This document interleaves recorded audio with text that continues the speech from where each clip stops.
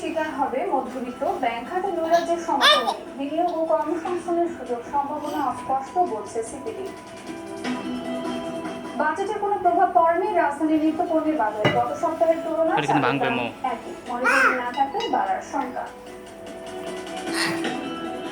সড়ক মহাসড়কের সংস্কার শেষ না হওয়ায় ঈদ চলাচলে বিপর্যয়ের আশঙ্কা, খানাখন্দে ঢাকা মহানগরীতে ভোগান্তি বেশি, জুড়ানো অবস্থা সবচেয়ে নাজুক। এবং মাদক বিরোধী অভিযানে ঠাকুরগাঁও, রংপুর, দিনাজপুরের বন্দুকযুদ্ধে নিহত ৩, চট্টগ্রাম ও মানিকগঞ্জের সড়ক দুর্ঘটনায় ৬ জনের মৃত্যু।